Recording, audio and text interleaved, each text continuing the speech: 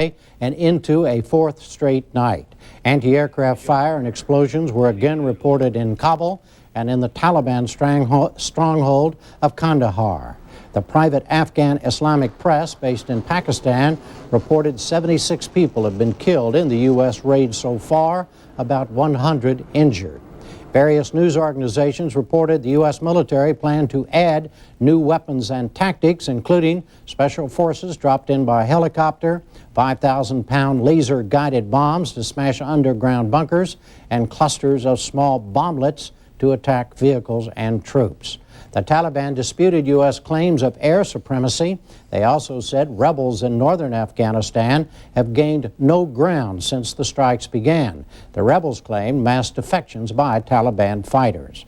President Bush issued a most wanted list of 22 terrorists, including Osama bin Laden and his top deputies. Some are wanted for attacks going back to 1985. There's a $5 million reward for information on their whereabouts. The president also eased restrictions on intelligence briefings for Congress. House and Senate leaders said they're committed to stopping leaks of sensitive material. Separately, presidential aides cautioned television networks to be careful in broadcasting taped statements by Osama bin Laden, a White House spokesman explained. Dr. Condoleezza Rice, the National Security Advisor, this morning called a group of network executives to raise their awareness about national security concerns of airing pre-recorded, pre-taped messages from Osama bin Laden that could be a signal to terrorists to incite attacks. It was a very collegial conversation. At best, Osama bin Laden's message is propaganda, calling on people to kill Americans. At worst, he could be issuing orders to his followers to initiate such attacks. Dr. Rice asked the networks to exercise judgment about how these pre-recorded, pre-taped messages will air. She stressed that she was making a request and that editorial decisions can only be made by the media.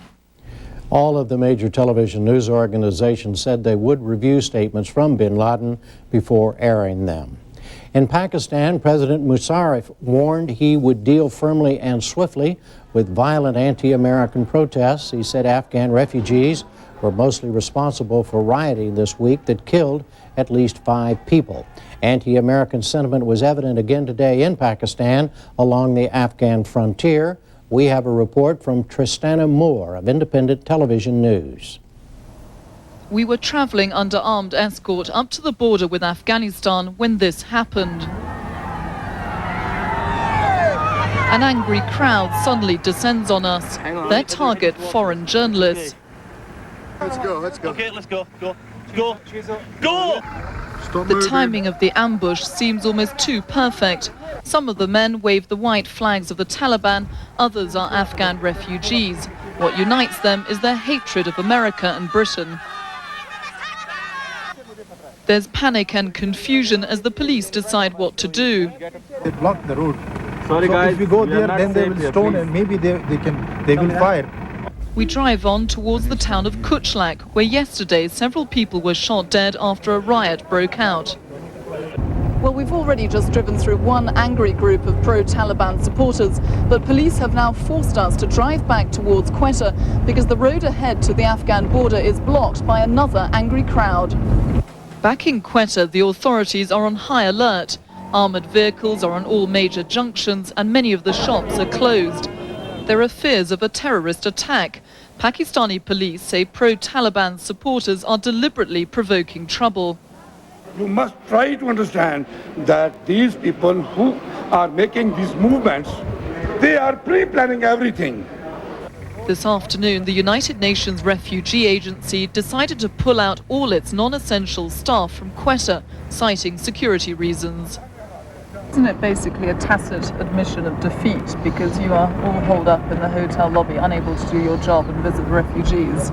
Yes, I mean it's frustrating, and there have now been 6 aid agencies attacked in the past few days, and you know it's mindless mob behavior. I mean the aid agencies are trying to help Afghans.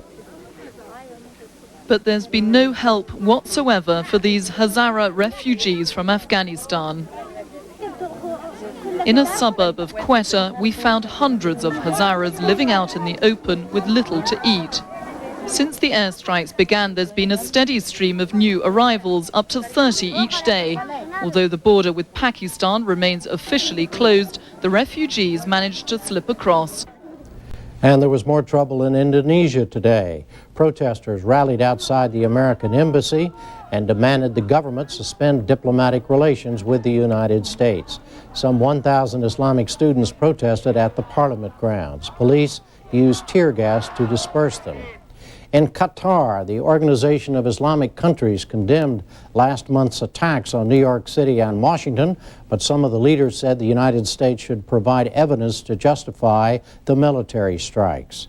In Washington, Secretary of State Powell said he wasn't concerned about anti-American protests. He said the overwhelming response from Arab and Muslim leaders has been positive. The State Department advised all U.S. embassies to stock up on an antibiotic for anthrax, but a spokesman said there was no information of any imminent threat of bioterrorism. On the U.S. economy, congressional leaders and the president discussed a stimulus package. House Minority Leader Gephardt said it could include tax rebates of up to $400 for low-income people who did not receive earlier rebates.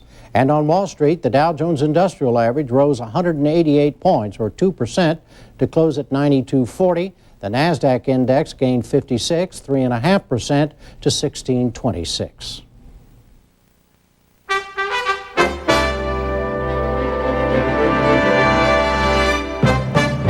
Now to the briefing controversy. Kwame Holman begins. Before embarking on a day that included a meeting with NATO Secretary General Lord George Robertson, President Bush appeared to resolve a bubbling dispute with Congress over the sharing of secret details about the military action and terrorism investigation. The White House was alarmed recently that classified information appeared in the press shortly after administration officials provided that information to members of Congress. At the White House today, Press Secretary Ari Fleischer said all concerned decry the leaking of sensitive information. I think members also are pained by what happened. I think they recognize that they put the president in a difficult spot. Imagine if the case had been that as a result of a CIA briefing to a committee, information was revealed that was classified and the president didn't care or said nothing. I think that also would suggest that classified information is not being handled in a manner that it should be because of the serious nature of classified information. And many members on the Hill are very concerned about the fact that classified information was leaked. They understand that there are important issues involving sharing information with the Congress, and they want to see this matter worked out as well as the president does. Last Friday, the president ordered top national security and law enforcement agency heads to provide intelligence or sensitive information only to the Speaker of the House, the House Minority Leader, the Senate Majority and Minority Leaders, and the chairs and ranking members of the intelligence committees of the House and Senate. Many members of Congress complained they can't perform their oversight and other roles without the classified information members traditionally have received. The disagreement brought Congress's 4 top leaders to an early morning meeting with President Bush today. Afterward, they said a compromise had been reached. We talked in particular about the need to share information, and the president has reiterated, of course, his deep concern that we all share about how critical it is that sensitive information be treated as such, and that we use more discipline and greater discretion in the release of that information. Having said that, the president also recognized, as we all also agreed, that it is important for the sharing of information to be part of the process. I think, frankly, that maybe we're making too much ado about this. The president has made his point. We all are going to be careful. I mean, we are able to receive information and we don't talk about it. And therefore, we're trusted to get even more. But the president is going to make sure that the appropriate committees get the information they need, and that the members are going to be briefed on what has been going on, how it's worked, and that'll be a part of our decision-making in the future. Under the new policy, members of the House and Senate Armed Services and Foreign Relations Committees were to be added to the classified briefings list. Thank you all. Thank you. Nonetheless, at the Capitol late this afternoon, high-ranking Defense Department officials held 2 closed-door meetings for all members who wished to participate. Now more on the briefing story and other matters from 4 senators. The Democratic chairman and senior Republican members of two key committees, from Armed Services, Carl Levin of Michigan and John Warner of Virginia; from Foreign Relations, Joe Biden of Delaware and Chuck Hagel of Nebraska. Senator Levin, are you all right now about today's compromise? We were all right as of last night at 7 o'clock when we were told by the Defense Department that the order was not intended to apply even to the Armed Services Committees of either House. So the order looked like it applied to us by its own language, but we were assured last night that it didn't, and that's the way it should be. We cannot perform our authorizing function without having classified information, because we have to know where the shortfalls of ammunition is, what systems aren't working well, and those kind of things which we need to know in order to give the president the tools that he needs to win this war. Senator Biden is chairman of the Foreign Relations Committee. Are you satisfied now you're going to get the information you need to do your job? Well, the same point I'll make is I met with the president for an hour yesterday at 4 o'clock.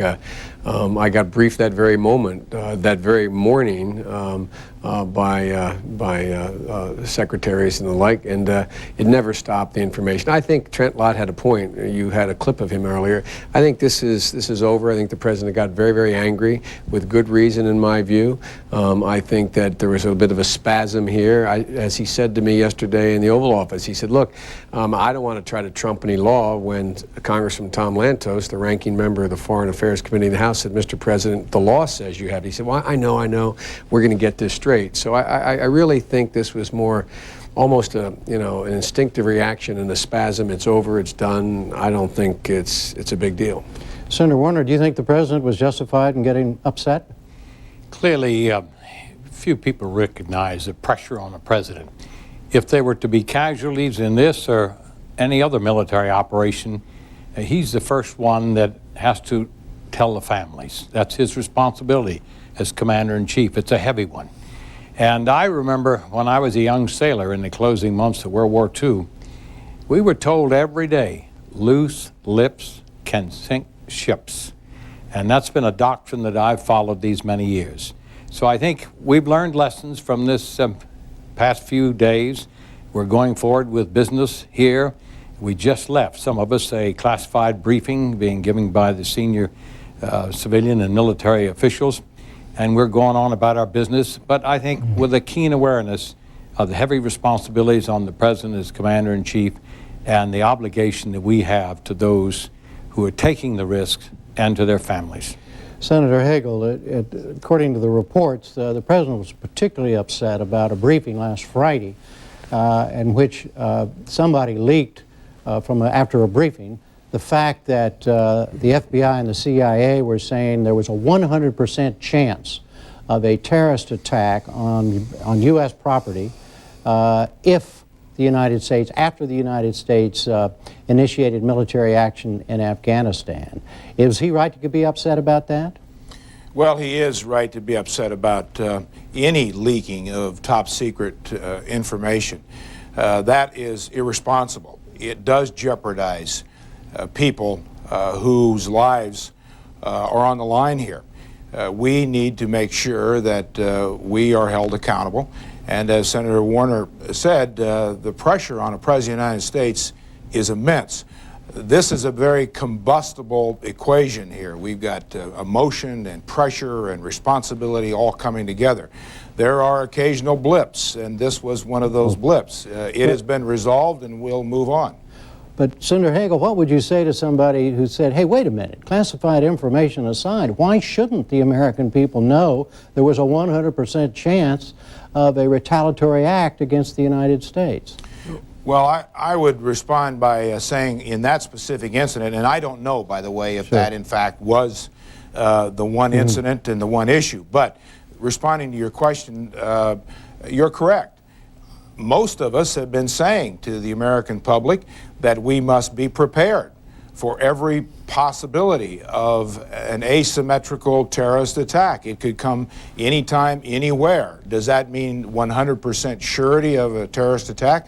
I don't know, but I'm not troubled by that because there is a certain state of awareness that we must ensure the American public have, but yet also responsibility not to needlessly panic the American public. But Senator Biden, just to stay on this subject one more minute here, let's say that when you said you talked to the president yesterday at 4 o'clock for an hour, then it was you assumed it was classified and you weren't supposed to talk about what the president was telling you. Let's say the president said something to you that you really believe the American people should know. What would you have done about it? There's a process in that, and I've done it once before in my life. I was on the Intelligence Committee during the Reagan years. The CIA come up and briefed us on something they were going to do that I thought was wrong. There's a process. I asked for a secret session of the United States Senate. I demanded it. We had a secret session of the United States Senate. I stood up before my colleagues and I said, I just learned this is what the administration is going to do. It's against the interest of the United States of America, in my view, and you should all know about it. There is a legislative process by which to do that. That's the way to do it. And if you don't want to go that route, at least be man enough to turn to the president and say, Mr. President, I'm walking out here and telling them that. Yeah. Senator Warner, what's your view of that? If you heard something that you thought should be shared with the American people, what would you do? Well, first, I draw on experience. Some 30 years ago, I was Secretary of the Navy during Vietnam, and daily we had briefings on intelligence. Every hour on the hour we had problems. Yet I was obligated to give many speeches, daily press conferences, and you learn by experience how to distill from those briefings what the public, and indeed especially the military families, should learn. And only once in that 30 years I've ever been challenged, and I still think I was right on that one occasion. So you learn by experience, and if necessary... Excuse me, what did you do? You revealed something to the public that someone felt that a cabinet officer felt that I had used one word in a briefing, and I still feel that that was owing to the families. It did not cause jeopardy, but I'm just pointing out, of thousands of instances, I've been challenged once. Now, the point is that we do, as we represent the public, as does the president, of course, but we're the closest. The public look to us, and particularly those of us on the military committees, the men and women of the armed forces, and their families look to us.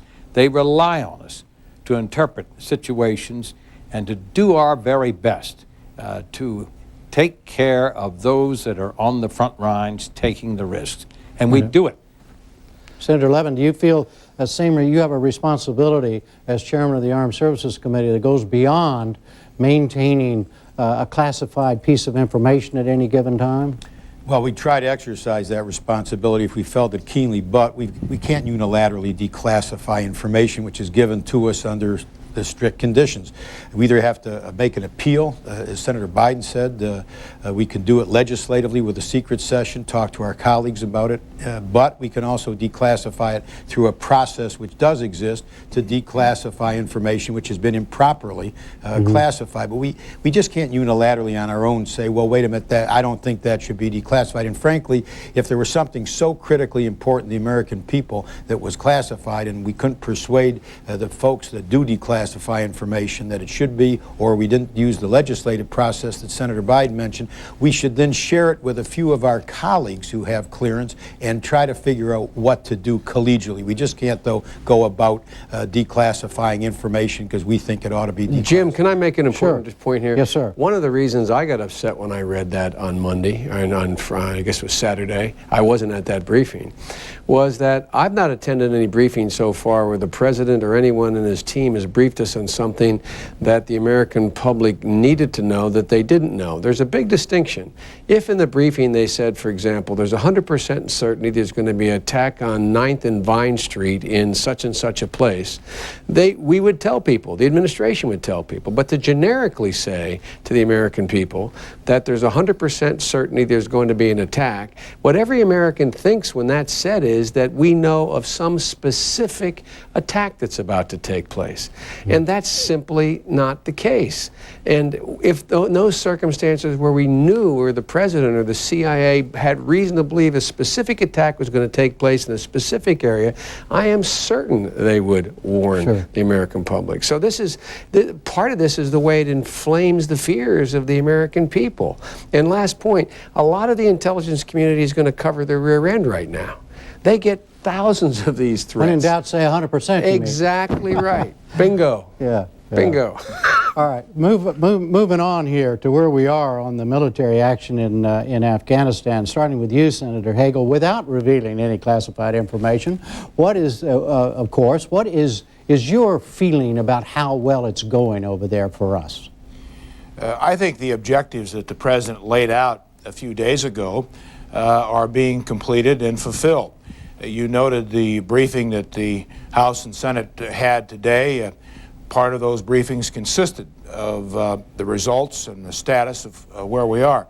So based on what I know, I think at least this initial phase of our military action has been successful. 100%. I don't know if anything's ever 100% in this business, but certainly they've done very well. Senator Warner, is the Taliban still running things in Afghanistan? Again, that is covered by intelligence, and I'll have to withhold what we've been told on that subject. I do believe, however, the President, and particularly his National Security Advisor today, took a very wise step in talking to your profession, Jim, about withholding a wide publication of this propaganda emanating from bin Laden and Taliban and others, because they could be sending codes by means of simple words. Or I remember, again, during the Vietnam period, we used to watch the POWs and they'd blink their eyes and send a code. So I think our administration, our president, our team that we're working with are doing a fine job with a most difficult situation. Believe me, there was no book on any shelf in the Pentagon that wrote the scenario that we're now having to follow to stamp out this type of terrorism. Senator Levin, what's your overview of how it's going? I think it's going well. The chairman of the Joint Chiefs says that we now basically have control of the skies. That's going to be essential when ground action begins. I think it's very important, though, that the American people understand what the President and the Secretary of Defense have said, is that this is going to be a long, difficult process. This is really, in my judgment, going to be a war of attrition where we are strengthening the opposition over time militarily. We hope that they would be the point of the spear when the time comes to really catch bin Laden and his operatives, so that bin Laden cannot possibly argue, if this works out well, that this is the West versus Islam, because I believe that the people of Afghanistan are the right ones, if possible and if practical, to be the ones to destroy bin Laden and his terrorist gang. And that will be possible over time. I believe the American people understand that this is going to be a fairly protracted effort here, that we're going to be weakening the bin Laden folks and forces over time militarily, while we strengthen the opposition and hopefully put together a government which can sustain operations over time against bin Laden. But Senator Biden, is it your impression that Osama bin Laden is still in business as we talk here tonight? It's my I didn't go to the briefing, so I can speak. Okay. It's my impression that he is still in business, but let's focus on what the administration's objectives were. The easy part's the first part. Take control of the skies, take control of the airways, allow other operations now to be undertaken with a considerably increased prospect of success. So when you say, has this been a success? I think, based on what I know, it has been an overwhelming success so far, but it's only one small piece of a great big strategy here. And Senator Levin spoke to some of it. Is bin Laden still alive? Probably. Is al-Qaeda still around? Yes. Are they in control in the way they were before? No. They've gone to ground. Is there progress being made by the Northern Alliance? Yes. So, in other words, everything is better proportioned in our direction than it was 3 days ago. But it's like the first step in about a 5, 6, 7-step process, as I read it. Senator Hagel, do you believe that the American people have been prepared for the next step? This may be considered the easy one, dropping bombs and cruise missiles. Now it may move to real Americans with real guns on the ground. Are we ready for that, do you think? Well, I'm not sure we are, partly because we need to define, or the President needs to define, what that next step is. And that has not been clearly defined, and that's okay, because part of that definition of the next step is going to be the result of how successful the first step was, what the objectives are, short-term, long-term.